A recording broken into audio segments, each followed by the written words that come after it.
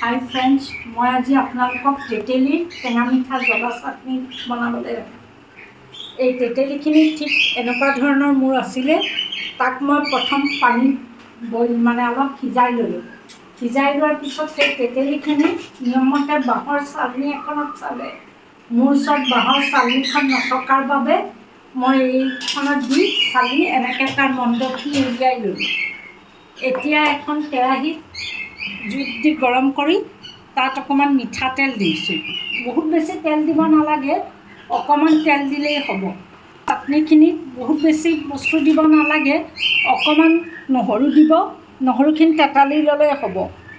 আৰু গুড়, নিমখ, জলকীয়া গুড়ি আৰু শুকান জলকীয়া কেইটামান দিব।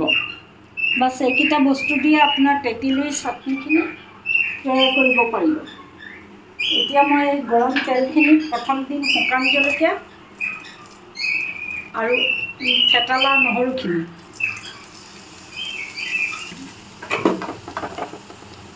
নহৰুখিনি অকণমান কেঁচা গোন্ধটো যোৱালৈকে আপোনালোকে অকণমান ভাজি ল'ব, নহৰু আৰু জলকীয়াকেইটা।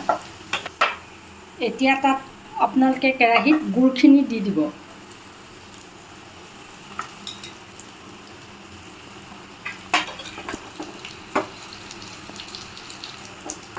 গুড়খিনি গলি যাবৰ বাবে অকণমান পানী দিম।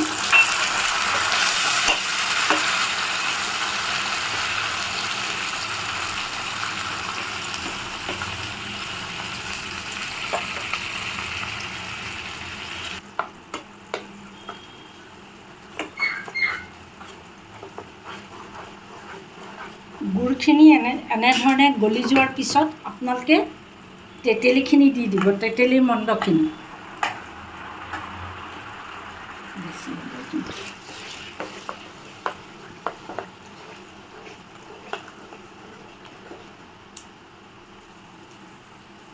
এতিয়া ইয়াত দিব জলকীয়াৰ গুড়ি,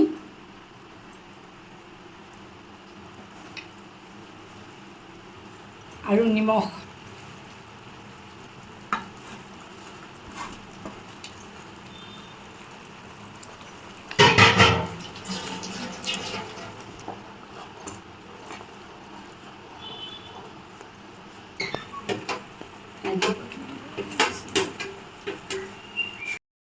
হৈছে আপোনালোকৰ তেতেলীৰ টেঙা মিঠা জ্বলা চাটনি, যিখিনি এতিয়া হৈ যোৱাৰ পিছত মই ঠাণ্ডা হ'লে এনেকুৱা এটা চিচাৰ বটলত ভৰাম।